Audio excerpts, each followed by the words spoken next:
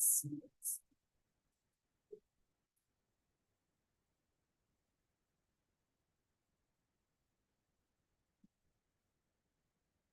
morning, everyone, and welcome to our September 23rd, 2024 Board of County Commissioners 9 o'clock strategic planning meeting. Let the record reflect that all 5 commissioners are present. We've got a busy morning. We've got some hard stops for different commissioners, so we are going to go ahead and just get going. So first up, Commissioner Jordan wanted to. Yes, thank you, Madam Chair. And thank you for letting this item kind of sneak in here first, given some of the scheduling issues that we have this morning. So I just wanted to ask for a discussion on the agenda today on the issue of clean water on the West Plains and any efforts that might be ongoing by the county to identify long-term solutions to the PFAS contamination issues that have been, as we've talked about as a board, affecting many residents in our region. So I'm just hoping primarily to get some clarification on those efforts.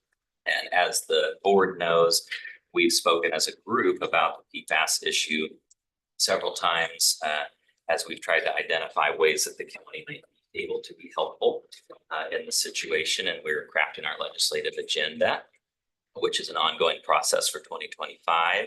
We've talked about including some PFAS related proposal to the legislature on that agenda. And so my recollection of that most recently was that I think Commissioner French said he was seeking some information from the Department of Ecology that might help us work on the cost of that proposal. I suggested writing a letter to Ecology, and then we heard that that might not be needed because Ecology was being more cooperative. So I expect that we'll have further discussions on that piece. And then last week we discussed and agreed to authorize some of our staff to work on a federal grant proposal. So those have been ongoing at the board level. But I just wanted to share my own perspective as a commissioner that last week I was surprised to read in the press release that came out from Commissioner French's office that said specifically that the county has retained attorneys to draft agreements, which will be submitted to the Washington Department of Ecology. This effort for piped water enough to support up to 80,000 residents in the West Plains is moving forward. So that was sent out to all of us last week on our county emails. And as a board member, I was aware that the county has retained Cascadia Law Group to help us as we gear up for our 2026 comprehensive plan update. But I was not aware of any efforts to draft agreements on the piping of water or to submit agreements to the state. So I reached out to the prosecutor's office seeking clarification as our attorney. And I attached the email from Prosecutor Haskell in the agenda packet. And I asked him if there were any attorneys retained by the county working to draft agreements on the subject of proposals to pipe water to the West Plains, and whether there are any plans by attorneys retained by the county to submit such draft agreements to the state. And he had replied to me that as to both questions, the answer is no. So I just hope you can see the reason I felt it was important to clarify that with the board this morning. I wondered if I was the only commissioner who was surprised, or whether there's any information that might help shed light on that issue. So that's why I asked for the discussion. Okay, and I will let Commissioner French respond. This is his press release, and it's his district, and so he's really been at the forefront of what's been going on. So when we did approval the hiring of Cascadia, part of the conversation in the room was not only about the service areas, but also how do we deal with ecology with regard to the ability to bring new water to the area. I've had 2 meetings with Tom McDonald, and in both meetings, Jessica Pilgrim has been a part of that meeting with me. And so if prosecuting attorney is not aware, at least Jessica Pilgrim is aware because she was in both meetings with me as we discussed opportunities. Tom McDonald has approached Ecology and has started dialogue with them about how we can go about bringing new water to the West Plains. He forwarded to me on Friday 2 strategies that could be employed one of which is already, Ecology is already embraced, and that's the Walla Walla project. But then there's another opportunity where the wastewater treatment facility is already permitted under NEPA, but could also be classified as a reclaimed water facility that would then make it eligible for another program through Ecology. So we are pursuing a variety of different paths forward to try and bring new water to the West Plains. And both of my interactions with Mr. McDonald, Jessica Pilgrim has been part of that interaction. So what happens internally with the prosecuting attorney's office, I don't know, but I know that in both of my conversations, Ms. Pilgrim has been part of those conversations. I appreciate hearing that. I think my specific just concern in seeing the press release was the statement that there are attorneys retained by the county to draft agreements, and that those agreements will be submitted to Ecology. That's so that was the question that understanding. that was what I asked Prosecutor Haskell, and he said the answer to both is no.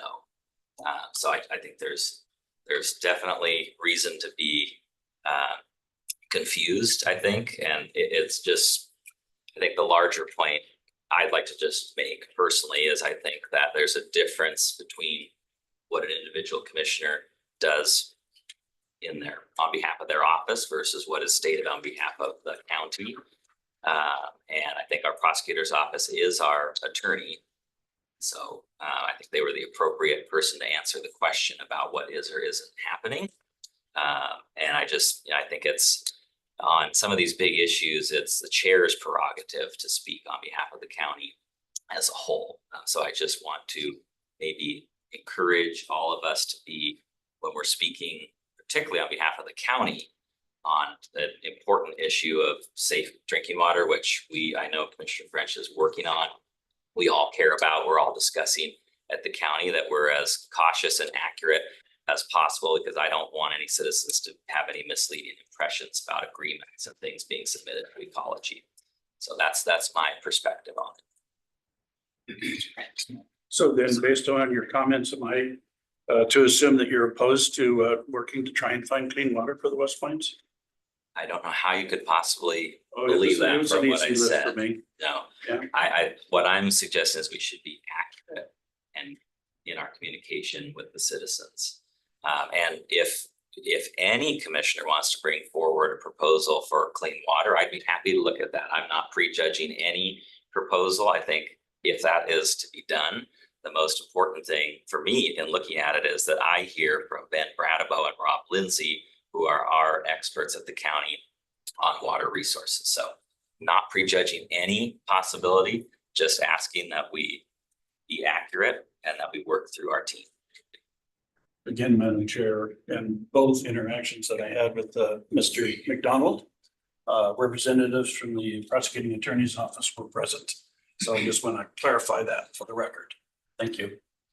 No, and I will state, I mean, it's 5 commissioners, and with all of us doing individual press releases and all of that, it is getting harder to make sure that it's coming from one's perspective versus the county as a whole.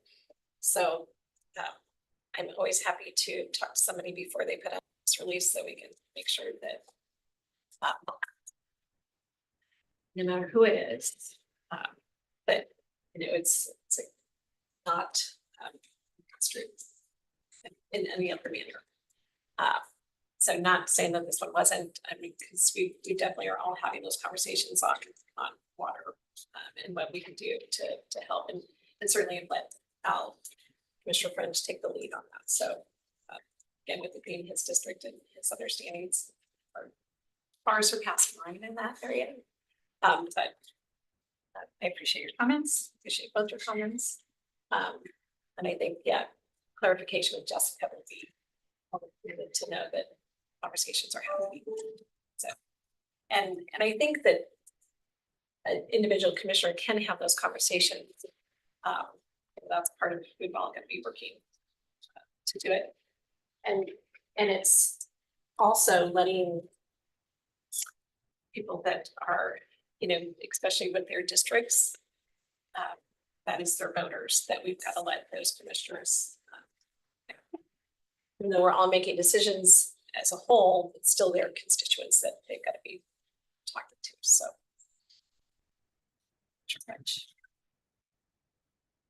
The press release that we sent out, because of time sensitivity, did have a September 30 date for submitting to be included in the list.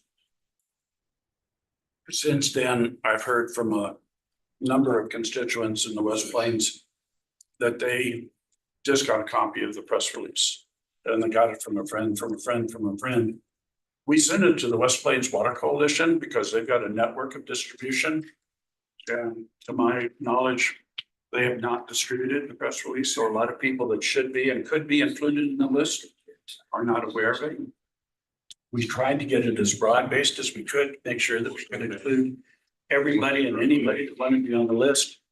But so I'll be dealing with that distribution. If we can't rely on the coalition to distribute information, we'll have to develop a different network to be able to do that. But did have a number of folks express frustration with not hearing from the coalition. So we are, and I will be talking to Heather Arnold and Jeff Morris today to see if there's any way that we can extend the deadline to October 15th to make sure that we can include everybody and anybody that wants to be part of the list. There's a lot of work that has to be done, as at least my experienced commissioners are aware of, in a grant request to not only get the information, but also create the grant and then submit it and stuff. So I don't want to be scrambling on the 12 o'clock on the night of the 20th to get a grant application in on the 21st. We want to try and make sure that this is as solid and as complete an application as we can make it stuff. So, but I will come back to the board and notify you about if we can extend the deadline to the 15th, make it so that we can include more people in the request. And just for the sake of pure clarity, this data will also be used in preparing the grant request from the state legislature. The same data, same information, same numbers in terms of people that want to be included in the request and want to include filtration on their system. So, so both of them, the same information is going to be eligible for both processes. So. Commissioner French, so what is the deadline that you're referring to? The EPA deadline that I advised you of 2 weeks ago. Grant. For the grant from EPA is November 21st. And so in that grant, do we need to submit individual information about No, folks? I need to quantify Right, how much we're asking for. which is what Commissioner Jordan was talking about, going to ecology and looking at total numbers, which would help us create a dollar amount to say, hey, this is the need that we have Yep. in our community. Right. So are we not able to get that total number from ecology from their testing? Ecology has provided some information for us, but just because you have PFAS present in your well does not mean that you want a filtration system on it. And part of the challenge is that these filtration systems, some of them to replace the filters is a $5,000 hit. That's why my request would include not only the cost of the filtration system, but also enough filters for 5 years so that they've got time and are not buying into a system that is too expensive for them to maintain. So you've got the filtration system, and the filtration system is different based upon the size of the well. And then you've got the filtration system, the filters, they're filter replacements that have to be there for buying enough time to allow for other sources to be made available. Or, you know, if technology can catch up and clean the aquifer, then everybody goes back to normal. But there's no technology on the horizon yet to be able to do that. So we continue to look, but in the meantime, what do we do to get clean water? And these are the only two paths forward I know. I mean, people say, well, you can go to the health department, you get this under sink filtration system. And that's right, you can. But that doesn't help with your garden, with your yard, with your feeding of your animal, your watering of your animals, or irrigation of your fields. And so you really need something at the wellhead if you're gonna provide, a real solution to property owners, especially in the rural areas. And that's what we're trying to do. So who will be preparing the grant request? Do we have someone identified at the county on staff? Heather Arnold will be, she's our grant writer. Okay. I guess getting back to what you were saying, Commissioner Jordan. I mean, is this something that we need to have our water resources staff involved in?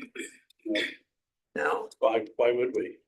Well, so we're asking individual people to send in their information to the county for each of these wellheads? Yes, It's, okay, it's an easy, I mean, a lot of the well pumping systems have that information just on the side of it. A lot of it, they have on their well permits. I mean, this is easily accessible information that they have. The issue is not everybody that has PFAS in their well wants to have the filtration system put on their system. And they're afraid, no, I'm gonna use my words differently. They're concerned about the ongoing operation cost. And so that's why I, as part of my request, have included the filters, the replacement filters, so that it alleviates some of that financial pressure. So, okay. I probably just need some more information about the Yeah. grant, because it seems like we're getting really highly technical with it. I But think I it's mean, just trying to get an that's- idea. Yeah, How many well owners want to seek this. Okay, I'm probably the only commissioner that is on a well, gets my water from a well. So I will say, that there's a lot of times where people aren't using their wells. There's private property that they've established a well, they haven't built a home. Right. So you don't know how many wells are, from ecology, they're gonna show what all wells are that are out there. Some are agricultural wells, like at Hutton, they have a well for just agriculture for, the fields. But they don't use it for their potable water. So I can see why the need to get, if people are willing to say, no, they definitely want to do this. Having that more information would be better. So I can see that personally from my standpoint. it just seems And it's like, not- I don't see that we're gonna get every single individual's information. So like at some point, we're gonna have to do a ballpark number Yes. in the grant request, right? And make some estimates as to the cost of some of the systems. But just like letters of support for grants, I said, the more that we can have individuals say they really want to have this, I think the better it is too, to support the need for the grant.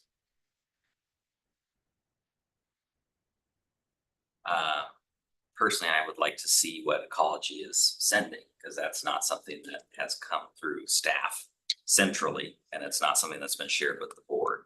Kind of going back to my point about, of one commissioner's initiatives, which we all have, efforts we work on individually versus the board. So I'd appreciate seeing what ecology has provided, what those communications are, and I would just suggest that Mr. Walter said it might make sense to bring in some of our experts to identify really what information is needed. And so it's happening at the board level, and we're all aware of what's going on. Yeah, and I think, we'll be able to do that because we'll have to sign off on the grant as a board. So we will get to that as more information comes. Certainly can include staff, but staff has not been part of the solution so far.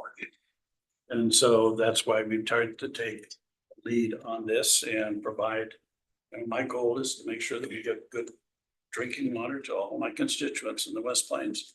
That's what we've been dedicated to. We'll continue to work on that direction. And so, yeah, that's fine. But we can provide you what we got from ecology. We can provide you with what we got from town hall meetings we've hosted and what we've got just on the internet. I mean, ultimately, all of this information gets consolidated into the grant request. So that's what we're trying to do, is make sure that we include everybody. We don't want to exclude anybody from the opportunity of trying to get clean water. They can make their own decision, but we certainly want to facilitate as much as we can that process. Thank you. Okay. Hey, We're already over on that topic. So we will go on to the next one. Randy Bischoff.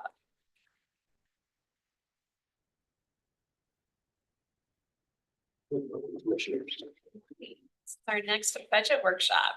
Yes, I know we have some hard stops today, so to make this one a little bit shorter. Okay. We also have facilities to talk about, so just want to give you a couple of updates before our first roundtable tomorrow. We did update our property tax revenue.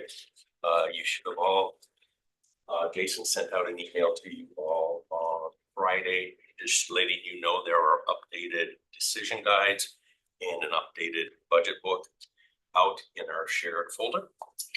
So this was updated to based upon new construction, based upon the values in the TIF areas. We have updated the general funds portion, and that is only based on prior year's tax and new construction. We still have not in this built in anything else, such as the 1%, any road levy shift, or any banked capacity. So we have updated that. That was an increase of just over $2 million to our revenue that we have in our budget. And again, like I said, we do have other property tax decisions, but that will be made on the November 18th meeting. So, but we do have those together. So that was the revenue update. Wanted to let you know. We also put a spreadsheet. Oh yes, I'm sorry. Sorry, Madam Chair. So just when I go to the budget shared folder, Yes. where would I find the updated? I see capital folder, I see the general fund or other funds. It's going to be under the general fund. Okay, And there is a decision guide. That's an Excel spreadsheet. And then there's also a PDF that has okay, all of. 3 days ago, Jason, got it.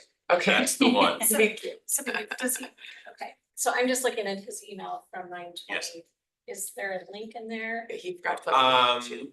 I can resend it to you. There was a link that I sent to you a couple Fridays ago. I think as you Okay. update, just send the link so Okay. so it's not, so we're not having to go search for it. Sure. It's just in each budget email. Thank you. And we're also more than happy to show you how you can link that into your file folder explorer, kind of the little file folder on your computer. There's a nifty way, once it launches into the internet, to click copy link to my OneDrive, and then you can find it there a lot faster. It does save a lot of time. But yeah, we're happy to show you guys the best way to do that at any time. We will That help, would be we will awesome. do it for you on your machine. Tessa will. She's the expert. That would be great. So. Also, thank you. we put out there under the main directory, Amber, so if you go back, not in the general fund directory, we did put a list of the budget assumptions. That was a request. There weren't a lot of assumptions we built in here, but it talks about, you know, what we assumed for property taxes. For example, it's prior year levy plus new construction. We talked about sales taxes, where in 24, we had budgeted a 2% increase. We are running lower than that right now, but based upon information that we are reading, what we're seeing, we believe that we will be at that number by the end of 25. So it is, from a budget standpoint, it looks like a flat, but it really is an increase over 24 of about 1%, because we expect 24 to be less than our 2%. We also put in there salaries. We have a lot of contracts that expire at the end of this year. So we just made a general assumption for COLAs for all those that were not in talks. Any contracts that were in discussion, we have a couple. We used information that was provided to the board by the HR department when they were talking about what their levels were for those departments. Sorry, so where can I find those assumptions? Do you have it just bulleted? Yes, so it's, if you go to the main directory, Yes. and then it should say, but it's a 20 Word, Oh, budget 25 assumption, budget okay, assumptions. okay. it's a Word document.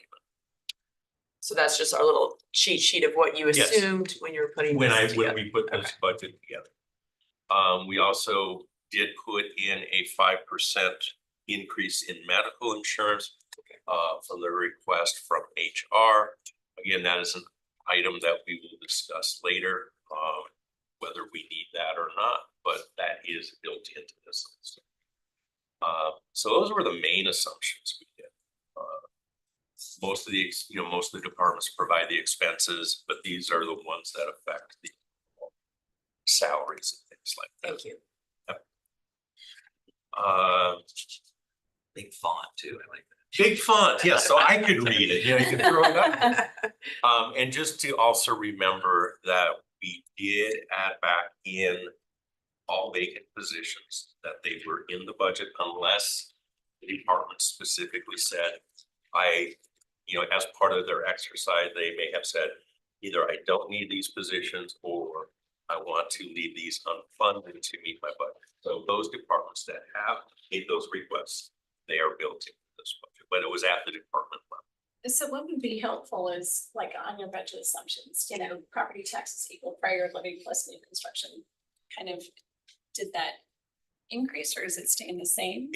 That's why we adjusted our property tax estimate Okay, this so last week, so it's now at just over 61 million or 61. what would be helpful is hearing the assumption to say how much that of a change it is.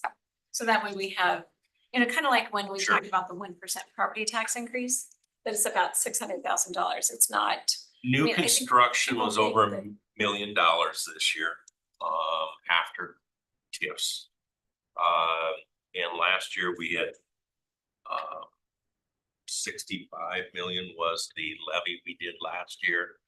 But then, of course, there's TIF revenue that comes out of it. Also, we have mental health and developmental disabilities come out of that, vet services come out of that. So that we actually had about 60 million last year, 60,600,000 that came to us after all these other things. And then we'll have about $1 million for construction this year.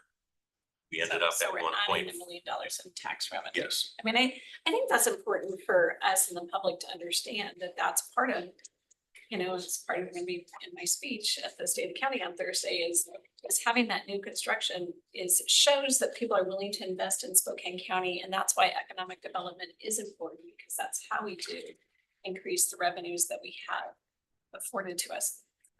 So putting, again, as we talk I about these, definitely. just saying the words doesn't help me Sure. understand without knowing how much we're talking about. Like, what is 3%, a 3% COLA mean? How much, Jessica probably knows that answer. right, so I would say as you do Yeah, the okay. assumptions, we need to. We'll put some dollars to it. So For yours, gives us the context. county, like you can say new construction, the 1.52. oh, I'm not gonna say the numbers. But it was But it just over $1 is- million of new tax. Which is, which is why, It's bigger than our Having- 1%. right, well, which is why having people want to invest in Spokane County and bring their businesses here is important. We will and update, to increase our we revenue. will update this Word document with some figures for you. Expand the base, not increase the rate. That's correct. That's what it does. That's how it works. And actually, since we are taxing new construction at last year's rate, when it gets added back in, it'll actually reduce the mill rate on an overall basis. Very slightly, but it does. So so that was our revenue update. Again, that will be in presentation tomorrow for the roundtable. There was one other one where we were always planning it in miscellaneous, which was our indirects, and the auditor's office at the end of every year moves it to charge for services. So we married that up because numbers were looking really funky in our presentation. So we married that up, and made that but it didn't change the number at all. So, but we tried to put apples and apples together. And Randy, those are reflected in the Excel spreadsheets, not in the PDFs though, correct? We did update the PDF as Yeah. well. We added a new sheet, so if you go to about page 2 or 3, you'll see a red line. I think Okay, it's page 2 is a red line, and then the updated one is on the following page. okay. I think it must be the one that says 3 days ago. Yeah. If you look at modified. And then it has a big We were having a hard revised time. We figure. need a lot of help. This is new. This is our No, I first appreciate year. having it all in one spot. We just need to figure out what is what. Communicating. We'll have it down by next year. Yeah. But it's way better than having the big binder that we're all trying to. Yes. And here's put this More paper in paper. page 3. It's like the old Still the font. CCH stuff we used to do in accounting firms, so. Let's see, what else do we have for today? Oh, also on the agenda. That's also the Word document in that root directory. We've got some suggestions for the agency presentations, both next week and the week following. For the 30th, we have detention, juvenile, and prosecutor. We've allocated 45 minutes for each group, figuring maybe a half-hour presentation and then some question and answer from the commissioners. Detention, we would start at 9:15 because they have a morning thing that they wouldn't be ready until 9:15. So we had them that, and then on the 7th, we have Superior Court, Sheriff, and Clerk Courts. Again, starting at 9 with 45 minutes for each of those. So if that works for you, we will let those departments know that for their time. Go to bed. Ron, I put it up on the screen too. It's on the screen. Ron has it on the screen. Oh, Ron, hold it. Oh, there we go. So next Monday, of course, is the 30th. That's when we would begin those presentations. What about, And we could go longer, we could go shorter, but this was just a suggestion for amount of time. I was just gonna think adding on public defender, but just since it's all kind of interrelated, but And would you like 4 on a day, or would you like I don't them know, on a that's too different much. day? Maybe 3. We could I don't- move public defender to the 14th if you would like. We can add that on there. I just think it'll be a similar conversation as to the prosecutor. They have a lot of unfilled positions that they would like to fill, and I know that will be. We need to look at what that how that impacts the budget. I have not talked to them. I don't know if they would be ready, but Yeah, no, it's fine, but I Okay. just, it'll be a Alright. similar conversation. So I would honestly think the sheriff should go up with detention and juvenile. Sheriff would, when we talk to them, they have a conflict on the 30th. But detention is ready to go. And they could not do until they have a morning thing going on, so 9:30 would have been their earliest, or 9:15. So Should we they move the could sheriff do to the 9:45. 14th? We could move the sheriff. I'd have to check, because I don't know if they have any conflicts, Right. but we could possibly do that.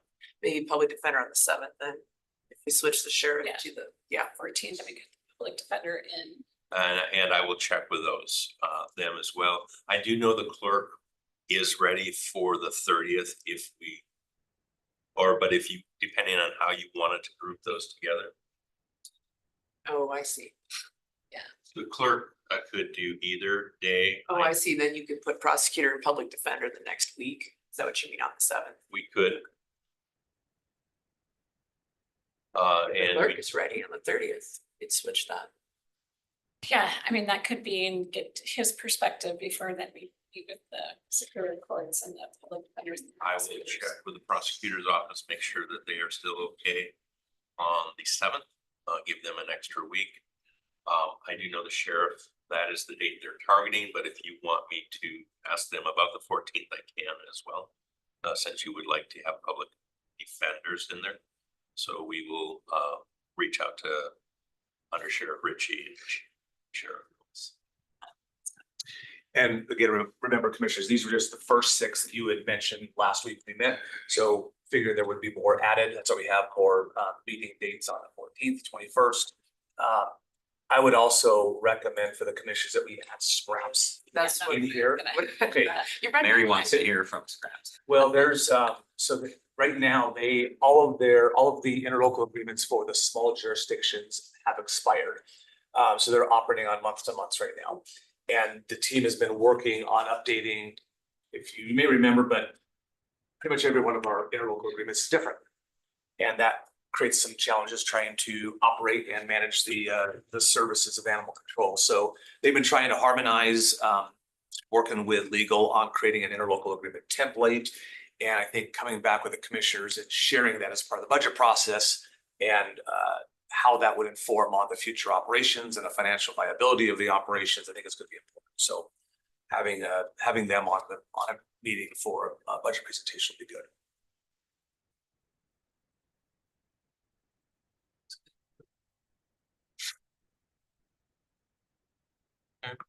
So Tessa's got notes. We will reach out to those departments. Yeah, we'll shuffle around. Shuffle it around. And if 45 more minutes, does come up, that feel good for you? 45-minute time? It was like a half hour was all we took. And we could do a half hour also. I just didn't know if you might want to have more dialogue before and after with the departments, but we can definitely move it down to a half hour. That is one of the options we have. So I think an hour was too long. Yeah, wasn't an hour is what we did last time? No, I think we did half hours, but I just didn't know this year Yeah. with how we're doing I think, the budget, if you might need more time. I think it's letting everyone know that we need to be flexible on that day. Yeah. It and might we be could- shorter, we it could might be negotiate, longer. Yes, I mean, as we know with any of this. Well, I think it's also important, what are we asking them to come do? Because in years past, we've asked them, come, bring a presentation, present to us, sort of, what your department does, what's your FTE status? Is there legislation you're hearing about in Olympia that could impact? And some of the departments stretched that out and they took the whole 30 minutes and then it's like, oh, well, we have questions, but your time's up and the next group's up behind. So I guess what are we asking them to come in? Is it strictly budget talks? Strictly Or- budget, but also, for example, like detention. You made a bunch of cuts to get down to last year's budget. Which ones do you prioritize to add back and why? Okay. For those departments that didn't go do that, it was probably gonna be more of I don't know exactly, but it'll probably be more of, this is why we didn't do it and this is why we need the money, is how I'm assuming they would present, but Okay. For those that did do the cuts, it's more, these are why we're asking for this money back, or these are the cuts we can make, or this is the impact it has on our service. I mean, in either event, where departments didn't actually make cuts to get down to target, we still put a contra account in there to reduce their budget down to target. So they're still going to have supplemental requests that they're going to come in and present to the commissioners. So if a department was $1 million short of their target, they obviously will probably be coming in with $1 million ask. And here's the reasons why, and here's what it makes up. It's people, it's operational supplies, or whatever happens to be. On that topic, where in the folder do I find that original Excel spreadsheet that you presented like 3 weeks ago that had, and you could see easily which departments had not been able to, meet that goal because there was a negative number around. Where is that spreadsheet? It's the general fund. I'm in the general fund. Preliminary budget. Oh, so it's binder. sorry, I'm looking for an Excel, but it's a.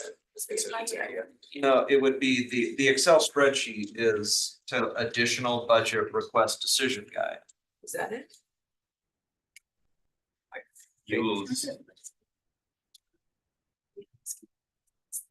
And they would Commissioner Waldron. You know, it's just a one Yeah, pager and. one pager showed expenses, this is the target, here's the reductions that need to be If made. it's not out there, I'll, It is, it's like the fourth page on the preliminary budget assumptions. Fourth or fifth page. Oh, I see. You have to just go into the doc. Okay. Sorry. Page 4.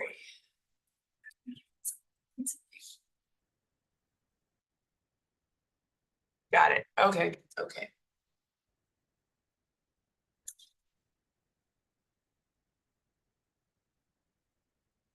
just, Is So that the look- contra account? Yes. Looking at that list, I was just looking to see who else we might want to hear from. So it looks like both like the assessor is still, is that still, one? We might need to talk with the assessor about what positions are vacant or not vacant. So it looks like, I don't know, again, if there's some cuts that were made or not, just by looking at this document. these are the cuts that they did not, they did not. They did not make. Well, and it may be that we just want to hear Yeah. like, why Sure. is that impossible, or why, what are the options or not? And along that, we did also, send out, or I should say Jason also sent out a listing of FTEs, so the history of that. Yeah, on Friday, I believe. Did it not? If not, we will send it out today. I know he has it done. And it shows the filled and vacant positions for each agency from 2019 through Friday, or through 9/3. It was not sent So out yet, but we'll get it out okay. today. That was my question. I was just gonna, We will get that out today, because I do know we have that done. And so then when you add, of course, filled and unfilled, you can see if they had an increase in authorized positions during that time or not. So give you a little bit of insight into that. You can see how many, if they typically have 10 vacancies, if it's a large department, if they always have 10, do they really need a budget for all of them, or are they gonna probably have 10 spots vacant again? So I think I'm gonna request, just because I think we're all trying to figure out how this is all working, that over the course of this next week, that each commissioner schedules some time with Tessa or Randy, like an I'm hour. gonna point you to Tessa, oh, because going to- Randy's going to Wisconsin. delegation. That's not bad. Yes, more than happy. You guys haven't done this yet? I will have to. Pretty straightforward, isn't it? Come on, I get was it. not available last week, so anyways, I've been happy to. yeah, Super if you Sounds would good. make yourself And available. then should we just follow up with any departments we think should be on the list? Just email that to you, Madam Chair, or, Email to just a- Scott okay. to So accumulate. we have added And then assessors we can and figure out it. public defense so far. And animal Correct, control. and animal control, so we've got 3 more. That will fill out the week of the 14th. So, but I think that would just be, Or unless helpful, and I Sheriff think- comes down. Tessa sitting down with us to go through it, but Yes. then also talks about our questions can get answered too, not just in general things. And I'm looking forward to seeing the vacancy data, so thanks. I think it might be helpful to let each of the departments know that we'd like to hear from them about hiring trends and vacancies too, because I think that's a big piece of this.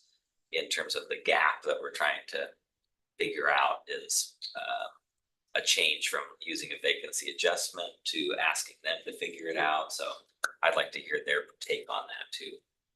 Not, it's good to have the raw data, but what are they seeing?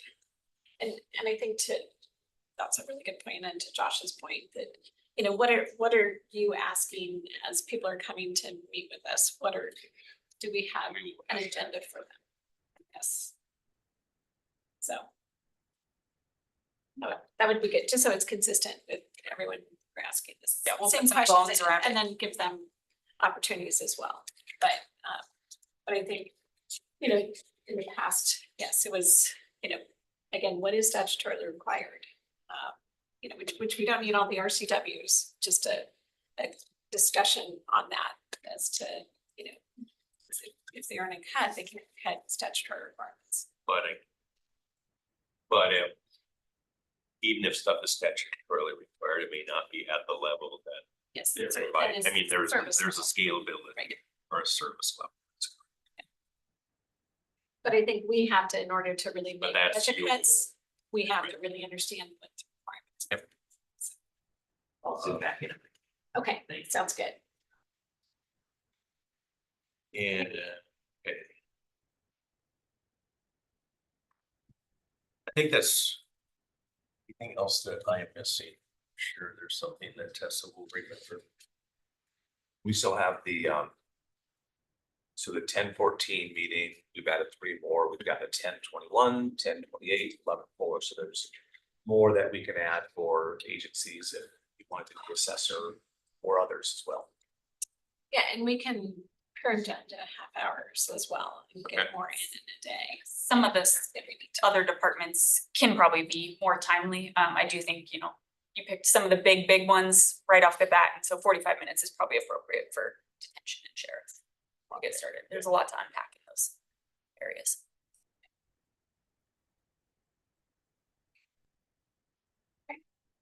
I think that's all we had for budget today.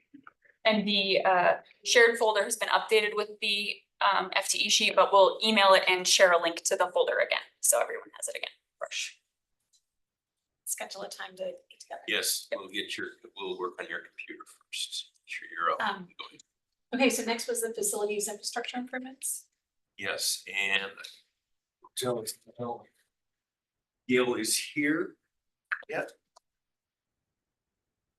Say his name 3 times and he might show up. That's right. Yes. I'll give them We may have to. I might not be having that today if Gil's not here. This was really talking, we wanted to come back. We're not talking House Bill 1257, but this was really the answer. What would Gil recommend for the county to do from a standpoint of its infrastructure? Do we stay on high pressure steam? Or would he recommend going to something else?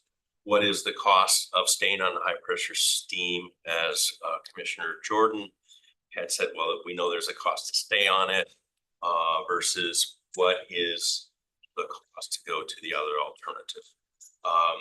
The other alternative, the best one for us is going to be hot water. But again, what is the comparative cost between those two? I think we probably have to push that to next Monday to discuss that, because then we'll have, I'll make sure Gil is available and have the presentation. So sorry for messing up your timeline today. We'll see if we can still get them. Everybody's got things to do, so. But that's what we're gonna be showing. And then we are also working on some funding options for either approach. You know, whether it be taking money out of fund balance, whether it be borrowing some money, whether it, you know, what all the options are, whether it just be, you know, coming out of some savings and using the savings to pay for it down the road. So we'll put different scenarios together as for options. That'll probably might not be ready by next Monday, but I would say by the following Monday anyway. But next Monday is going to be more just informative of what are the costs of, you know, to stay with high pressure steam versus to go to a different alternative. You go first. I was just going to say, for the county, you know, we've been in existence for 100+ years. We've got infrastructure that we need to continue to invest in. It's expensive stuff. We've reached kind of a crossroads of, if we continue on high pressure steam, it requires some significant investments in our boilers. Lifting them out, replacing the refractories, rehabbing the entire units to put them back in. So do we continue with that route, which has an expense to it, or do we look at more kind of current technology, which is the hydronic hot water, which doesn't have the high pressure system boiler has right now, which is less costly to manage, maintain going forward. And of course, we have our switchgear that is, we talked about the courthouse that, and a couple of places that we have got to replace. So they are long-term investments. This is 50-year sort of stuff. They do have some energy savings that the county could realistically see from that. But they are large price tags, which is why Randy's highlighted the fact that we've got to discuss how we might be able to pay for these things. The reserves, ARP, and borrowing or loaning from it as well. So I did see that Gil, it looks like he's on PTO today, so we had our wires crossed. That is, yeah, that's a miss on my part. I think something came up on him. So we will bring that back next Monday then also. Yes. Randy, so I know, last week we had talked about going over the outside agency worksheet yes. today. My question, so I started to go through it, was not able to complete it. I guess my question I had was, how did we, the worksheet as it's set up on Excel, you start with 3,215,000 for the amount of money sort of dedicated to that. Where did that number come from? So was that? It's what's currently planned as the agency budget for outside agencies. Okay, It's the same amount that's on all of the PDF workbook. Okay. items. okay, I just, and I wasn't sure if that number would change based on the additional 2 million anticipated for property That taxes 2 or million is just in your. General fund. So in your decision guide, you could allocate funds from there to increase the outside agency. Okay, budget. I do want to highlight something for the other commissioners that, so I went through this exercise. If we only used 3,215,000, if we give the health district their full ask, I don't think their full ask was the 2.7. Amber was saying it was. Is it not? Yeah, I'm pretty sure that includes the TV, but I TV. thought it was less than. I think it was 2 point something plus the TV is like over $400,000, No, right? Which apparently last week, you were saying TB is not coming in as high as. Right, and we were hoping Amber would get some clarification on the hiring of the I think nurses. that, yeah, it took like a while to hire the nurse, train the nurse, so the nurse could go out on their own to see patients. So This year, it, but they're saying. that's now why that- you're nuts. It will next year be 2 full-time nurses on their They own, weren't even- which is why you just didn't see the billing go up as much this year. So I asked him for the. we details. did have one bit of I good asked him news. for the details of the budget committee. We had a good news from Commissioner CUNY though, the I thought it was dues school. for Wasack. WASAC did not go up. They actually went down a couple thousand. Okay. So we don't have to plan an increase there. Yes. So I will just for an exercise here, say hypothetically, the health district does ask for the same amount, so they're held flat. Clean air, Commissioner Branch, that's one calculated by a formula based on membership, correct? Yep. So even if they stay flat at 366, I know aging and long-term care is based on a formula of member jurisdictions. If they stay flat at 25,000. And then we already have a contract with Burgess. I mean, that's a signed contract already. If that's 69 is what I put in, 69,000. I think it says that's the cost in 26, but so I don't know what it is for 25, but I believe it I was believe it's the same, and then 26 is the last increase. okay, so he stays flat yes. from okay, so let me change that to 66,000. And then the federal lobbyist, I wanted to double check, do we have a signed contract beyond this year for 25? What's the dollar amount? Ask Jeff. Is it the same that we were paying Desmond, the 100, or is it less than? I thought it was just a That little was less. less. But less, for like 90. Okay, yeah, I'll just put 90 as a placeholder. That, so those alone. We have 197,000 left to cover. Wasac, GSI is more than that. Wasac is not much less than, so I mean, I just wanted to highlight that. That amount goes real fast on the things that we're essentially locked into paying And already. there There's is not an gonna be a lot of discretion there. there's an additional 249,000 in the lower bracket for economic development that would cover GSI. So you don't have to plan that out of your top portion of money. There is 249,000 in economic development to allocate to GSI and then other. Okay, The university Okay. district would pay separately, so that is the 51. Yep. So I mean, so we do have to pay that, that's kind of a Yeah, contract. those that would three come were out of- hard coded. Where West Plains and Northeast PDA are part of the yes, assessment now that we're the not split paying. of the property tax, We're yeah, not paying into it Okay. any longer. okay, It's kind of hard to play with the okay, I did. spreadsheet perfect. I didn't catch that. Thank you for that, Tessa. Okay, so, okay. Yep, you do have a formula. I missed that formula there. It does take from that. So if GSI gets the 200 and then, okay, then that gives us some to spread amongst the other chambers. Okay. This is one of the reasons we discussed last week, Commissioner Kearns, this very reason of sending a letter to a number of these agencies that says, hey, county's going through some budget challenges.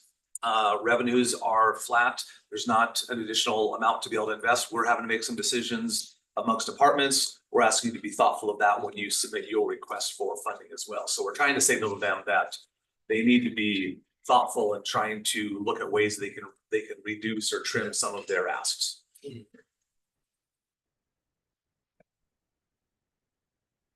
That still leaves third. Okay, okay. I feel better about this now. Thank you, Tessa. All right. No perfect way to do it. We're trying to get better. No, this is great. Okay, that clears up a lot there.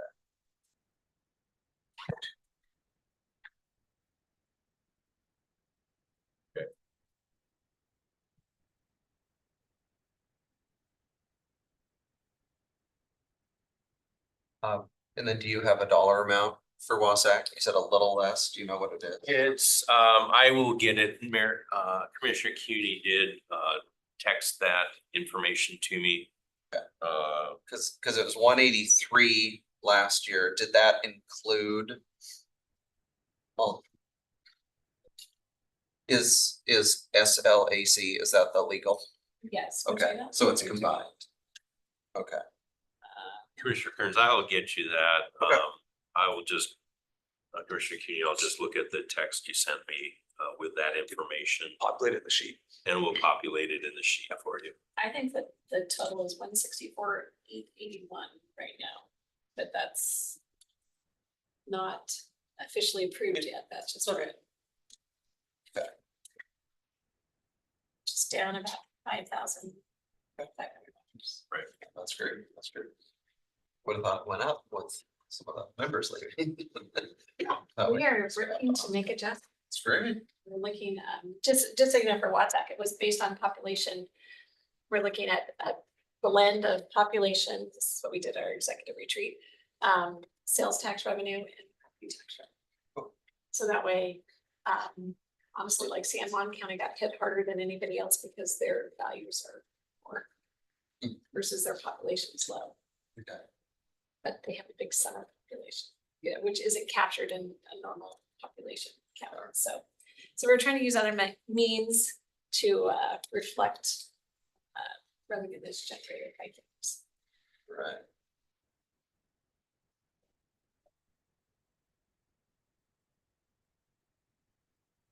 Still gonna be issues on this, but it definitely is less issues, yes, sir. Again, that's what we put in just for the preliminary budget. You guys have the opportunity to adjust it upwards or downwards. It's just a tool to be able to. And I think, we definitely want to look at what the economic impact of some of these things Yeah. are, because it is what is driving And this future is revenue growth. and these are discretionary too. I mean, some, Some we are can't not. adjust I assume, we can't adjust the clean air amount. That's based on a formula, same with aging and long-term care. But a lot of these things on this list are discretionary, but some of them we definitely get a bigger bang for the buck than others. Yes. So. And they said to have that construction growth. You know, we need to have these, The I look at workforce. the chambers and all of that, what they're doing is to support the business growth. Totally. Yep. So, I think Spokane Regional Clean Air is also, I'm sorry, not Clean Air, SRTC is also formula-based for due structure. Oh, I didn't see that on here. Public Works, Okay. the county road fund pays that bill. Oh, okay, that's good. So they're not on. Good, good.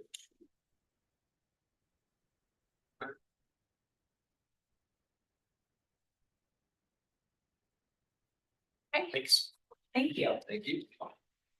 Hey, George, I see you're here. So we're gonna give you a briefing here with Eden first, and then we'll have the housing authority will come up next. Just in here. So Eden's gonna brief on Washington State Department of Agriculture grant that we got. We did a request for proposal, got some great feedback on that, and now he's screening for you recommendation from the advisory committee. Go check. Okay, sounds good. Good morning, everybody. Right. I believe there's a presentation associated with this that will kind of walk us through kind of our overall process as we went through the WSDA award. So Washington State Department of Agriculture, that's what I will be referring to from now on for when I refer to WSDA. These particular funds were left over as part of the American Rescue Plan Act of 2021. So these are kind of COVID associated dollars that are meant to fill the gaps and needs for an emergency food response sort of resources for local food producers to go directly to local populations. The idea of the grant overall was a emergency food response network, and it was approximately $259,900.84. HCD, our Department of Housing and Community Development, is going to take some sort of admin capacity for the monitoring process and then allocate the rest of those funds towards a subrecipient. The proposed work is going to, in theory, begin on October 1st and then go into June 30th of next year. We are currently working with the Department of Agriculture to finalize the interagency local agreement before entering into contract with our subrecipient. Next slide, please. So our request for a proposal was aimed at experienced organizations with a existing program in place. So we primarily focus this RFP to food banks or those associated that have experience in something like this, because this was a one-time funding opportunity. So we were not looking for any new programs to be created at this time or necessarily any expansion, just kind of additional resources to kind of bump maybe an existing program due to the style of these fundings. The request for proposal ran from August 9th to August 30th. And we had only 2 applications that were received during such time, one from Catholic Charities and one from Second Harvest. The advisory committee met on September 12th and recommended that Second Harvest be awarded for full funding. We had a stipulation within our department that we were not going to fund multiple organizations, but that we would allocate the entirety of the funding to one application just for efficacy purposes. Next slide, please. I wanted to point out, Aiden, on that, the Catholic Charities, often folks associate Catholic Charities with services, housing, sheltering, etc. They also have a Food for All program, and so that's where this came through. So just want to provide that clarity. Thank you, George. The Second Harvest application specifically went into the fact that they partner with 100 local food banks, including Partners in the Northwest. They are a major resource for a lot of our food banks around the county, and they have a mobile market which goes into a lot of the rural parts of the county as well, specifically the northern and southeast quadrants of the county. And they within their application expected to spend approximately $135,000 or more than 50% of the funding as directed by the Department of Agriculture on direct food purchases. The rest of the funding would be allocated towards salaries, and it is to fill donated inventory gaps. In the application, Second Harvest made it very apparent that a lot of the food that they receive is donated directly from farmers, but that is about a 90% allocation, and that this $135,000 would go directly to purchasing food from those farmers to fill their gaps, and that would go directly to local populations, similar to those food banks. We would stipulate within the contract with the subrecipient that we have heard just from our department's outreach that there has been kind of a lack of food security in a lot of our rural areas. And so putting in the contract that there would be specific outreach, especially for those mobile markets, to go into those rural parts of the county so that we could reach those people being underserved would be a huge benefit as part of this recommendation. Next slide, please. And then the image that you see before you was attached as part of Second Harvest application. We asked for any supporting documentation that may assist with their application. They put on here a kind of end of year report for partner organizations that they work with. This is kind of their core overall network, which indicates pounds of food towards each organization, and then some metrics associated with money, their mobile market, as you can see there, and then also meals provided per day, just kind of the extent of their existing program, which supported their application and was one of the reasons why they were selected by the committee as well. Next slide. And so what we will be asking is for the approval of the advisory committee recommendation for awarding Second Harvest the funding in full as a pass through the county. It's important to note, again, I'll reiterate that the interagency agreement with the WSDA has not been finalized. We are currently working with the grants team and legal to finalize that agreement. Once that goes through the legislative agenda for the VOCC, then we will go back a week later with the actual recommendation from the advisory committee so that we can solidify that and enter into contract with Second Harvest. What is the contract period once we enter into the contract? Are you talking specifically with the subrecipient? That would go from October 1st of this year and go into June 30th of next year. And that's the stipulation provided by the Department of Agriculture. These are essentially just leftover funding that they're trying to get rid of. We had a conversation with them to make sure that there's not a ton of strings attached, with the sense that our reporting requirements are fairly minimal compared to certain other organizations that may provide this type of funding. We just have to expend the total amount before June 30th.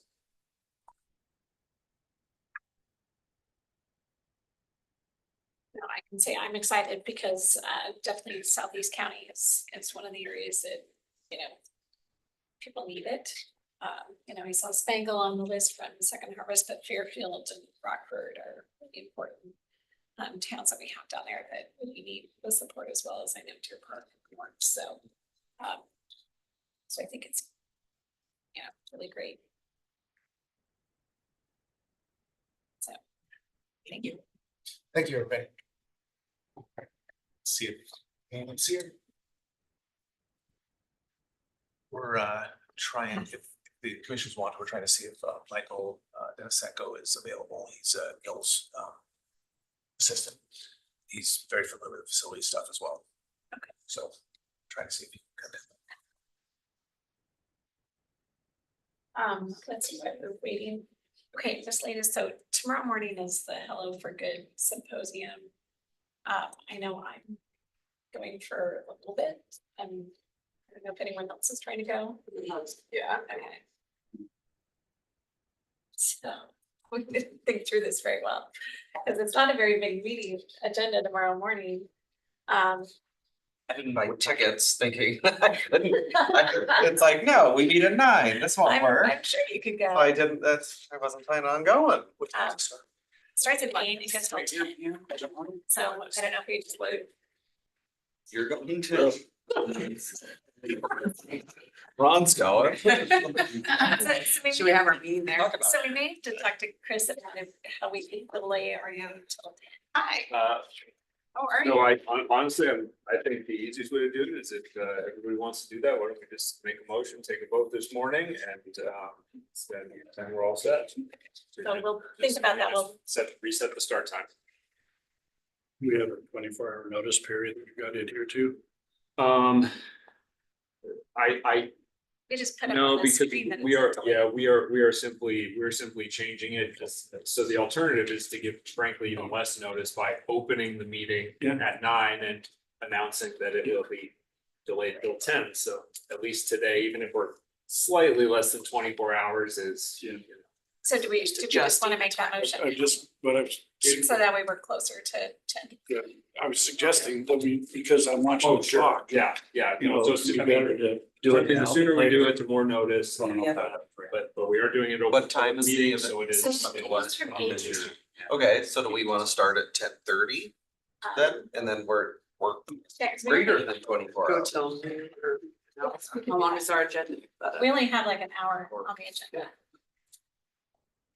So maybe we do that. I would give 24 Okay, hours. cause Yeah. it's 10:12 right now, so I take a we motion. wanna, okay, so let me And know I if open I it up. properly do this, but Madam Chair, I move that we delay the start time of the September 24th, 2024 meeting from 9 AM start to 10:30 start time. Second. Yeah, I have a motion in a second, since you're making a change, we're passing a motion. I need to open it up for public comment. If there's anyone who would like to make public comment on us delaying our meeting from 9 to 10:30 tomorrow morning, please do so at this time. Anyone? Seeing no one in the room and no one on live stream. Take it now. He's already signed up. So, He's also. second call for anyone wishing to testify on the changing of the delaying of our start time for tomorrow. Third and final call, seeing no one, I will close the public testimony and ask for the vote. All those in favor, please signify by saying aye. Aye. Aye. Motion passes unanimously. 4-0. Okay, we'll delay the start time tomorrow until 10:30 and Don't tell Chris.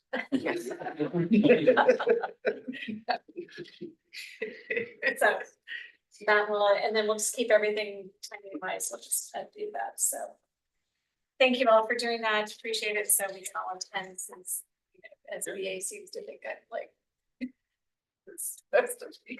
I want to call, So, and then we've got people here, never mind. so I was just doing that as we were filling in things, we were waiting for people to come in. We'll get to your miscellaneous stuff. Okay. Jordan. Yes, thanks. Thanks for making time for the Spokane Housing Authority this morning. You know, the commissioners, you all have invested significantly in the Housing Authority and some of their projects, most notably the Haifumi project. And so I thought it was a great opportunity with the housing vouchers and application period they recently opened to just get an update from the Housing Authority. So I invited Pam, John, and Kelly, who will be here shortly, to come in and just give you a general update on the Housing Authority and the work they're doing. Good morning, everybody. It's been a hot minute since I've been here. I'm Pam Parr, and I'm the Executive Director of the Housing Authority. And I'm John Chapman, the Director of Asset Management. And Kelly will be here momentarily. I think he's still parking. Kelly Keenan is our Director of Housing Assistance Programs. Thanks for having us. I really appreciate it. We have been very busy at the Housing Authority, working hard to develop new affordable housing and manage the programs that we have. We did a strategic planning process in 2022 and adopted a new strategic plan for 23 through 27. And I think Commissioner Aldrich might have been part of that. I plan. was. She was on the Housing Authority Board prior to her election to county commissioner. So she knows more than the average person about the Housing Authority, which is great. This is Kelly Keenan. Hello, Hi, good morning, Kelly. everyone. You might remember him. He's been at the Housing Authority now for 3 months. Oh, fine, but 5 months, wow, time flies. Yeah, time flies, we're very lucky to have him. Anyway, we adopted a new strategic plan and I'm super excited about the strategic plan. And a lot of strategic plans that get adopted sit on a shelf. This one is definitely not sitting on a shelf. We are actually working our way through it and adjusting as we go, and a lot is happening in the Housing Authority. Next slide. Just some simple values, and I'm not going to go through all of these. They are in the strategic plan, and these are the kind of the tenets by which we do our work. Making sure that we're putting people first and knowing that a home is where everything else starts. It's super important to us. Next slide. We have lots of values. One thing I wanted to highlight here is the equity piece is something that we have added recently. We're really doing a lot of work about making sure that we're providing equitable access to our programs. This means training for staff. It means outreach in a very different way. It means putting our policies through an equity lens, and it has not been an easy journey, and I will say journey purposefully, but it's something that we're really striving to do. Next slide.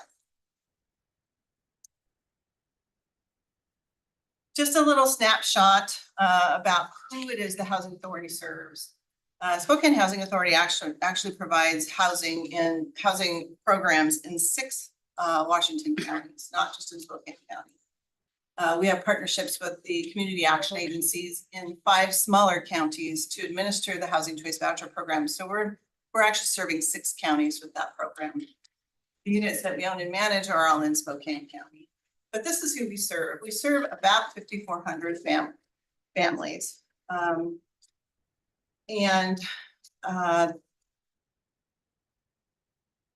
All various incomes, but predominantly incomes that are below 60% of area median income. A lot of the units that we own and manage are under 60% of area median income. The rental assistance programs that we administer are 50% of area median income, with the exception of our veterans programs, which we now can do up to 80% of area median income, which is relatively new component that we're still working our way through. It means we'll be able to serve more veterans, which is super important to us. Next slide. Race and ethnicity. I'm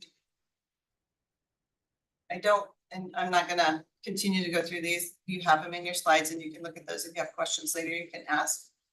Next slide. So these are the programs that we currently operate. Our biggest program is our Housing Choice Voucher program, and this is a rental assistance program. And we have many different specific pieces of this program. For instance, we have veterans vouchers that are specifically for veterans. We have a large program and have a great partnership with the VA.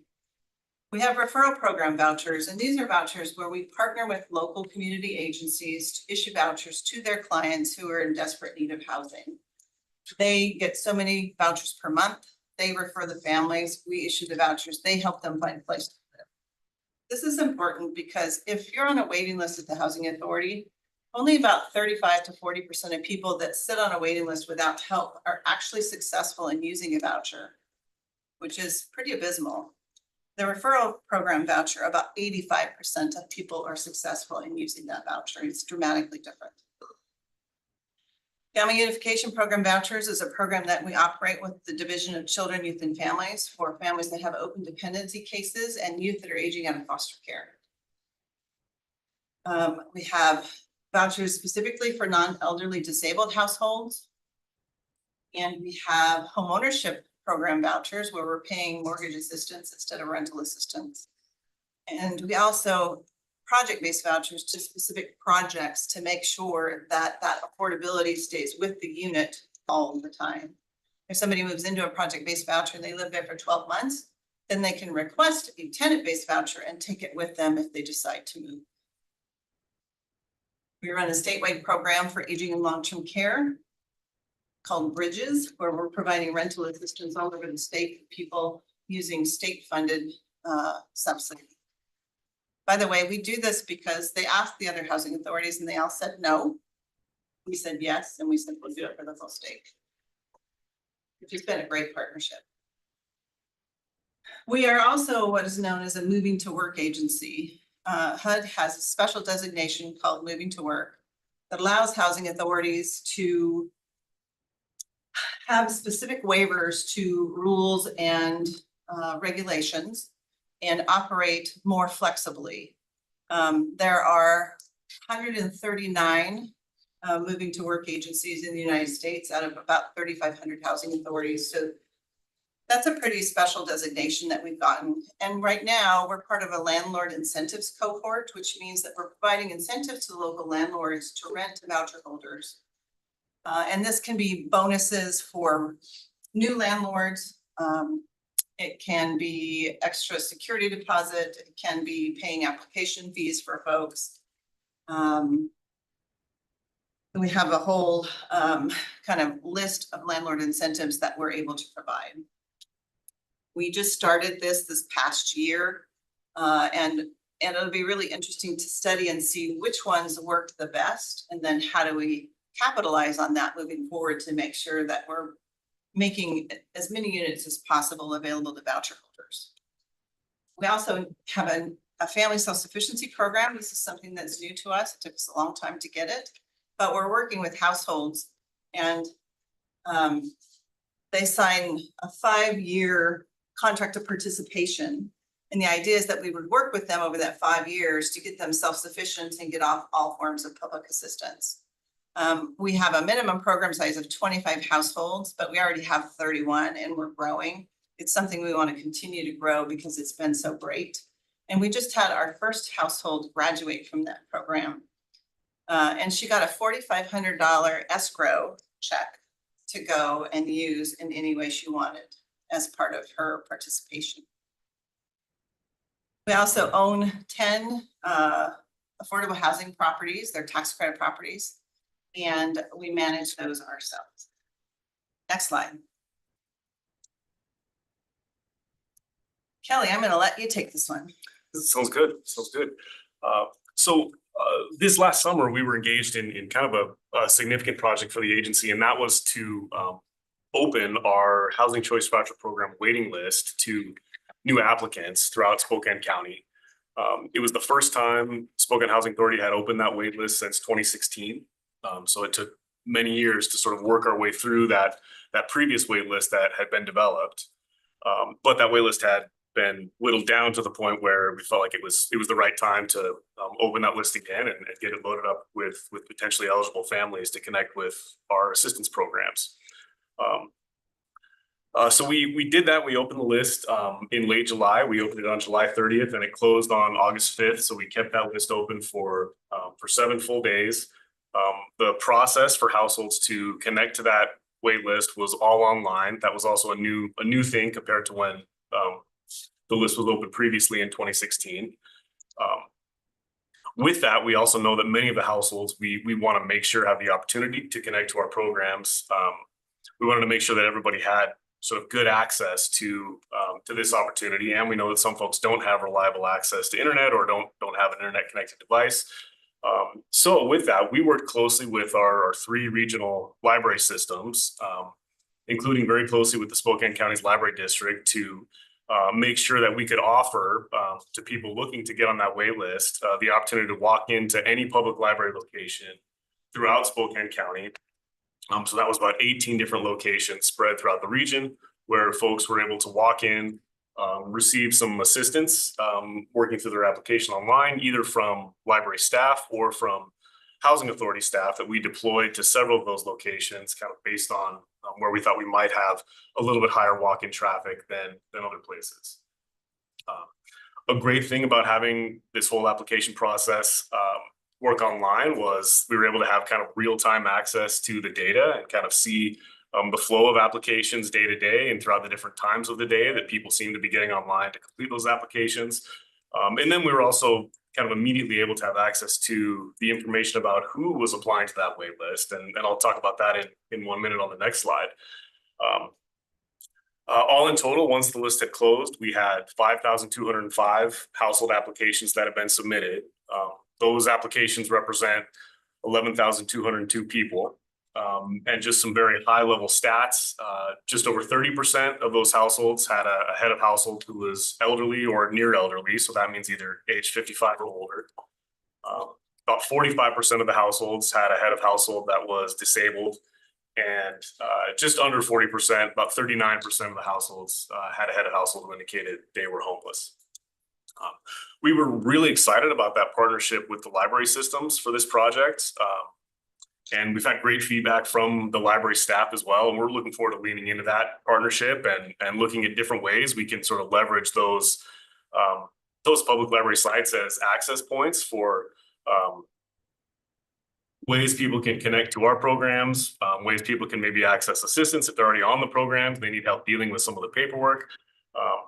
Looking forward to continuing that partnership in the future. They were awesome. Big They're amazing. kudos to the library system. I will say the morning the waitlist opened, the first day, the internet went out at several of the Spokane County Library District locations. But the staff were amazing. They scrambled, they deployed their mobile Wi-Fi vehicles. They got mobile hotspots for our staff to put up in their location. So we really didn't have any downtime from that, even though it could have been sort of a significant problem for a lot of households. But the library staff were amazing. It was a great experience for us. And it was a great experience for our staff to be out in the community and engaging kind of directly with clients who were trying to get connected to our wait list.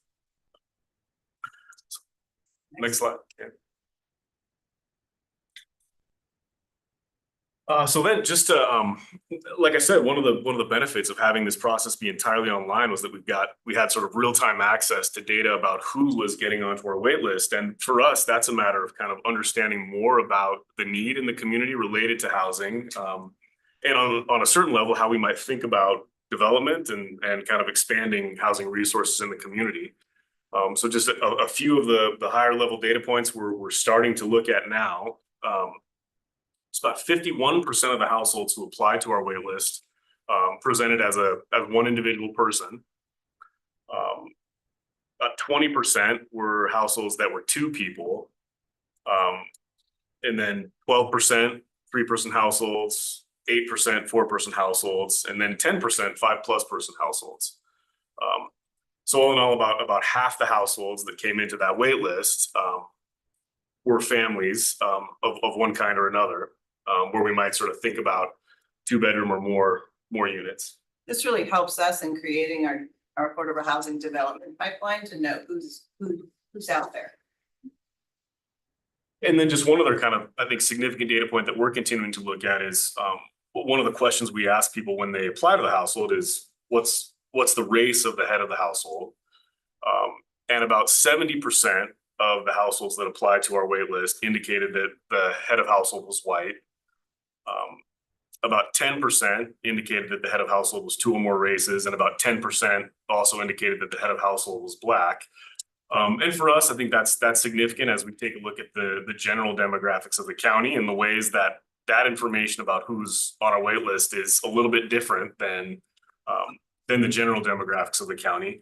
And again, for us, that's a matter of thinking about how we're reaching out to partners in the community and how we're making sure that our voucher programs are accessible to all members of Spokane County, and particularly those who are actively seeking to engage with our housing resources. It's actually quite different from, a couple slides back, the who we serve slide too. I mean, that is closer to the general population of the county than the folks that got on the waiting list. Do you attribute that to something? I mean, those that you currently serve, some of those are double what they are in this one. Absolutely. So on one hand, we attribute that to pretty specific and targeted outreach that we did as a part of our waiting list process, to make sure that we were connecting with a very broad network of service providers and other housing providers kind of throughout the community. But then on one hand, I think it's definitely a point of analysis for us to think about why that is, why the waiting list looks the way that it does with those stats. So those are the people that are looking to get connected to vouchers versus the people who have received a voucher and have actually leased up a unit. So we're taking a look at that right now, and I think it's another consideration for us in terms of how we're building our services programs and what the outreach looks like to actually get people connected to vouchers. Okay. So we move to the next slide.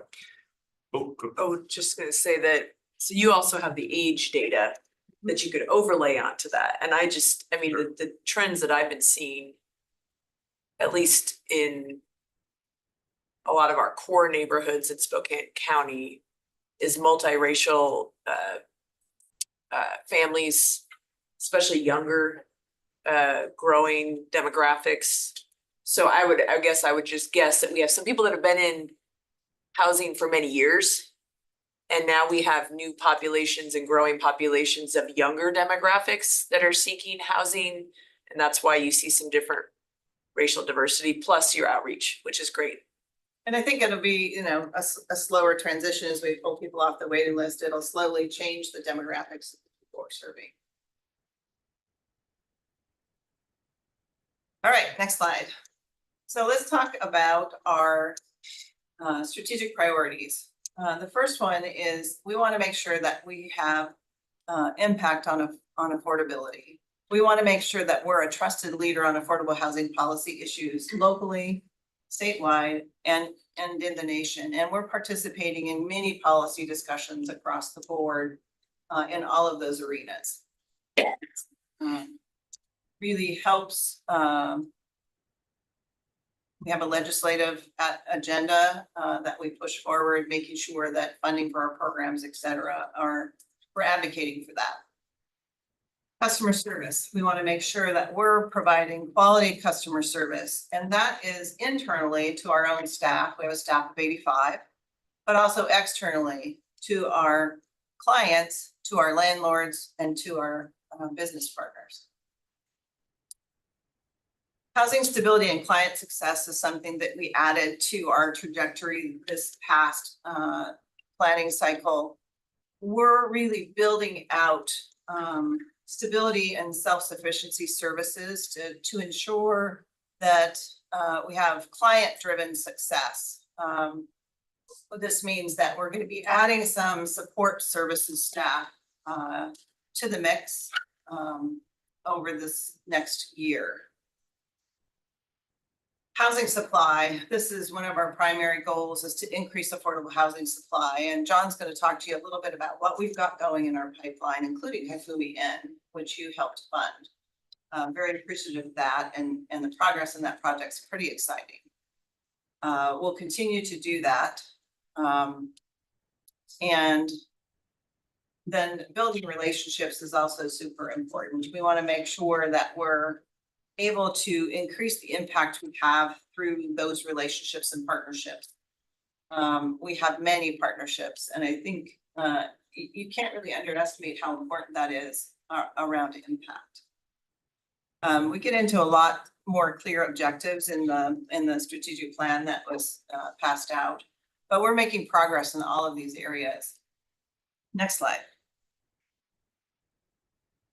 We're going to focus on this one because it's tangible and it's exciting. All right, so I'm John, and I'm going to talk with you about 3 projects. The first one is Haifumi Inn. You all have about $1.5 million in this project. So Haifumi Inn, it's got an interesting name. It was developed for the World's Fair in 1974 for the Japanese contingent. It's a beautiful cinder block building that's indestructible, but we're going to destruct it. The existing building's at the end of its useful life. We're going to do a phased construction where we build a building behind it, move folks over, demolish the existing building, and then build another building. We'll net out 47 additional units in the Perry district.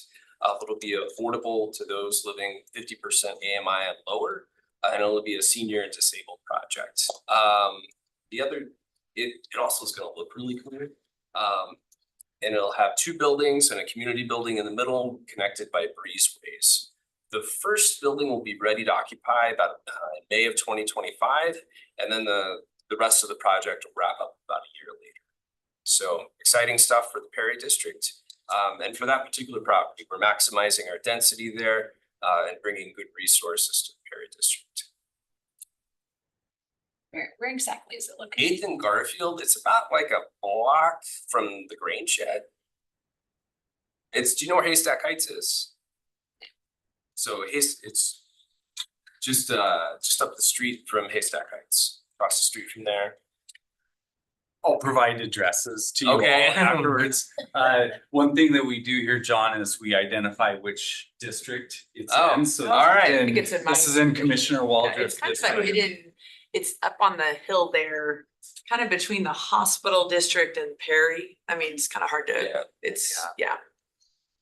It's a nice little neighborhood. George, I'm gonna need your help to know which other ones. So I did my homework on that. I did my homework. before. Okay, all right, great. Okay, So the next project, unless there are any questions. and this one, actually, the walls are going up. Yep. So if you wanna drive by, you can see there's actually It's coming out of the ground. coming out of the ground. Yep, we're up to the second floor. So if you wanna go ahead and, When I was just gonna comment, when I was on the board, the Housing Authority Board, we were, this took several years to develop because it's hard to find, affordable land to build affordable housing. So when you have land and you can maximize the use of it, so I just wanna compliment all the work you're doing to do that. So like you have the land and you're gonna build 47 more units on the same piece of land. So that's Well, excellent. we bought the adjoining land, True. vacated an alley between them, too, But, which but is that part of worked the out. reason it took so. Vacating an alley, yes. But anyway, I just think that was really thoughtful.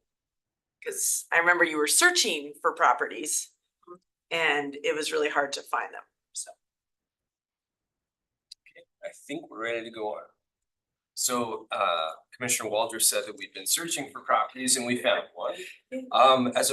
So the Housing Authority used to have public housing as a part of our what we call our RAD scattered sites, and have been selling those off and repositioning SHA to be able to fund more development. So early this year, we closed on what we're calling the Appleway site. I don't know which district this is in. Commissioner Cooney's. It's right across the street from Winco. Off of Appleway, 7.5 acres. It'll support 240 units. We're targeting this at families, and it will also include a childcare facility, which will be funded separately, and that we intend to participate in the upcoming county NOFA for CDBG funding for the early learning facility. This is a very interesting in the way that we're funding this. The Housing Authority of Snohomish County has done what's called a turnkey methodology. We are using this here. Our partner is the Inland Group. It will allow us to, they will build it and we will buy it from them. And that will allow us to cut about 30% off of our construction costs or off of our total development costs and utilize less public funding. And our timeline. Yes, and the timeline, this will actually overlap with Haifumi. The construction will begin in May of 2025. Inland would like to have people living on site by the end of the year. That might be a little aggressive, but they move pretty fast. And we'll contract with a private party to do the childcare center and the early learning. So this is one of the things that's different in the way that we approach this is a lot of developers will look at where the site pencils the best in terms of incentives for the tax credit program and others. We looked at outcomes and what we felt like our residents needed to be successful and what was going to be the best environment for them. And we developed criteria for that and then used that to identify the Appleway site as something that would work for us. Much affordable housing is actually developed in high poverty census tracts. This is not the high poverty census tract. But you've got all the amenities. Yeah, it's very close to everything. Yep. He has this tool he calls a go, no go tool, and it looks at all of those things and then we determine whether it works or it doesn't work based on our strategic direction. Sounds like a tool a woodworker would use, John. That's right. I think we're ready to go on to the final project. So this is, we're working on negotiating on a site in North Spokane. It's at Wall and Country Homes Boulevard. So I don't know, again, I'm gonna look at maps. Commissioner Kearns, would you like to raise your hand? Or would it be Commissioner Jordan? No, Oh, will this be Chris. Commissioner, okay. That's Chris. So he's not here. But we are We'll working. tell them later. Working with a landowner, this church that went through a comp plan amendment. So it's a really well located property. Right. They don't have funds to be able to hire a developer, and so SHA is in a unique position to be able to help them develop that, and then we will own the property and the project.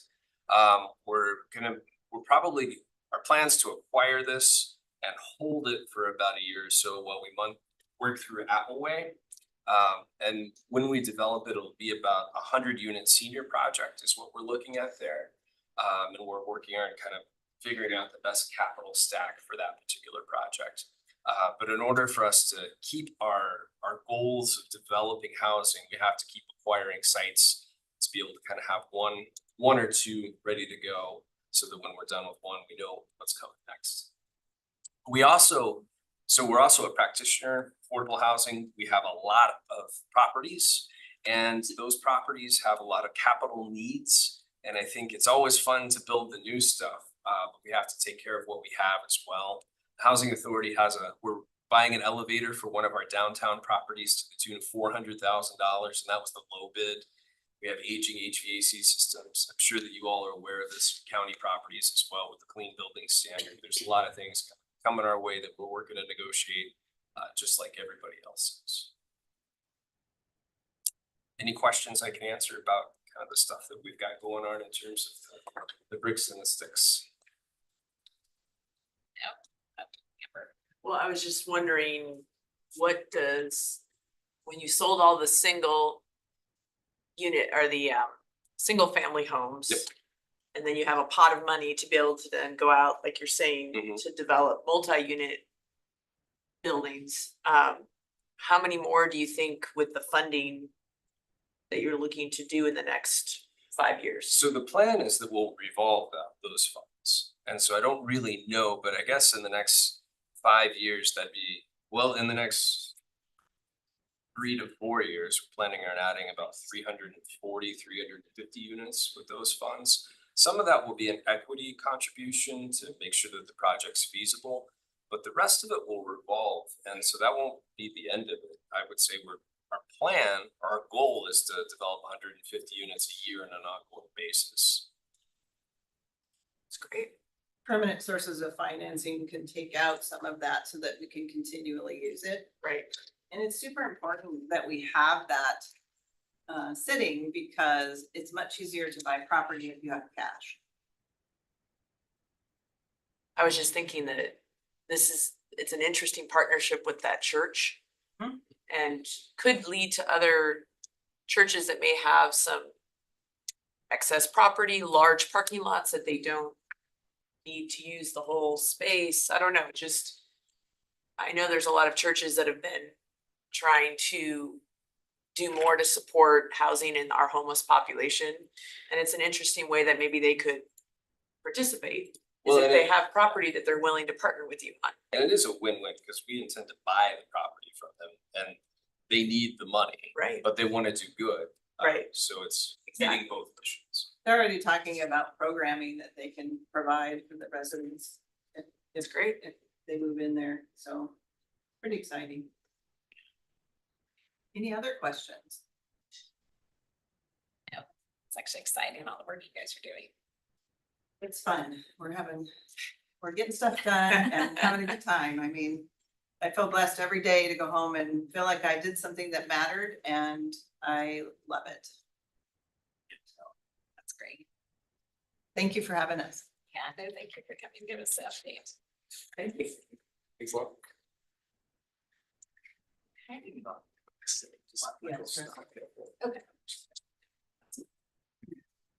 Sure, French, you had a miscellaneous? Well, all I was gonna suggest is if there is confusion about whether the board is gonna support efforts to try and bring clean water and use the resources of Cascadia and that effort and stuff, I was going to propose a motion just to make sure that, that is clear.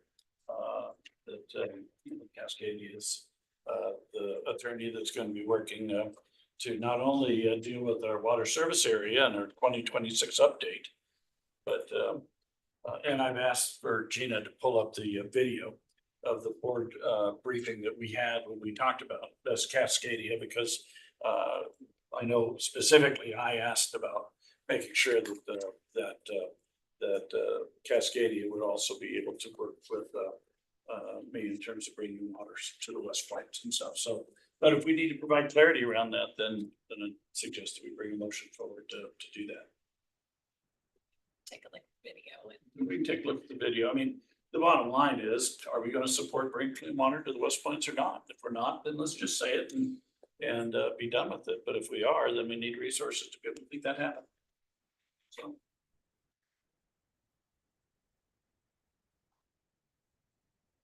Anything else miscellaneous to come before us? Nothing from me today. Commissioners, I have just a quick item I was hoping to give you a quick update on. Come up. Sure, absolutely. People online can't see. If you've got two items, not quick. Sorry, I hope they'll be very, very quick. One is with regards to the Bigelow Gulch Road naming. We have a public hearing tomorrow night on that. In working with Commissioner Kearns and doing a little work on it, there was one road name that we had displayed to everybody that wasn't wildly popular. It was Lancer, if you recalled, on that. And we found had a really good idea from the commissioner, and I wanted to bring it before you all for the road name being Griggs. And that is in due to the historic significance. It's actually the county engineer Griggs back in, I think, 1937, who went and pursued federal funding to get Bigelow Gulch paved in the very first time in the late 30s. I think he got $342,000 and was able to pave 77 miles of county roads with $342,000. And one of them, and primarily being Bigelow Gulch being paved, it was kind of a farm to market road back then. And so it was actually County Engineer Griggs who got the funding and paved the road in the first place. So this being a stretch of what was formerly Bigelow Gulch Road, we will still use the Orchard Prairie that we talked about as it comes south and to the southeast, but that portion that goes from the west to the southwest would actually be proposed as Griggs Road. We thought this is a really great suggestion, has a great historical significance, passes all the criteria we talked about in county code as far as the 18 sections of code, and made sure it was fine with SHREC. And we don't have any objection to it. So if the commissioners are in favor of that, we would bring that forward at the public hearing tomorrow as the proposed name for that section of road that was formerly Bigelow Gulch. I think it's a good one. Yeah, have you reached out to the people that were in attendance at the meeting? I will, those who have reached out to us, we will be happy to send them the information in advance. I wanted to make sure the commissioners were nodding in the same direction before we presented it at the public hearing tomorrow night. Thank you. And then the only other one I want, oh, sorry, Commissioner Jordan has his hand up. In 90 years, we'll name a road after you two, Kyle. I think county engineers are Zaragor. I think Zaragor Okay. is a better name. Nobody be able to. Nobody could say two again. Commissioner Jordan? I just wanted to give kudos to Commissioner Kearns and his team. I thought that was a great idea and excited to support that. So thanks for coming up with it and coming up with something that is honors the history of the area.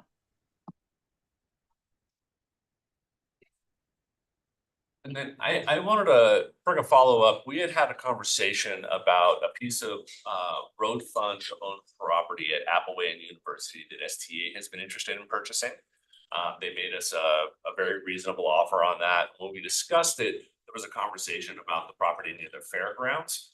that the commissioners had interest in as well. I have done some work with STA and had a conversation with them about that. So we actually already own a first right of refusal on that property. If STA ever disposes of it, they still may want to retain an easement across it in case there is ever a future light rail line through there. But we own a first right of refusal on that property to the south of the fairgrounds that STA owns. They have indicated that they are not able to dispose of it yet. It is still their primary training facility, and they need that until they have a alternative training facility to relocate that operation. Actually, STA approached me and I met with them last week. They are interested in a potential partnership with Spokane County. They don't have a lot of land available, so they've been reaching out and had just a really high level early discussion about potential to partner on a training facility in sometime in the future here, potentially out off of Hayford, where we have an old pit site out there. And we've certainly been in early discussions about a potential future location for our central shop, our heavy vehicle maintenance out at that location. So there is early high level discussions about partnering together on some facility in the future. If that comes to fruition, that'd be great. But in the near term, that property is that south of the fairgrounds is still critical to their training and operations. So if the board is comfortable with the rights we have on that property, Public Works would still make the recommendation that we do dispose of our property to STA. They've made us a reasonable offer right in our appraisal range for that property at University in Appleway. And I wanted to follow up and see if there were any further questions or further diligence you would like me to perform before we move forward with a purchase and sale agreement with STA. Let's deal with that. But it's just one of those, I don't know in the future if we're gonna, how much, what our funding is gonna be to actually purchase property. So that's always my worry, delaying. Even though we have first right of refusal, we've gotta have money to purchase. So. And again, the University in Appleway property is owned by the road. We'll know that. So just making sure that was clear. So. Would the commissioners would you be comfortable with me moving forward with that purchase and sale to the legislative agenda next week? I'm fine. Yeah. Excuse me. Thank you. Okay.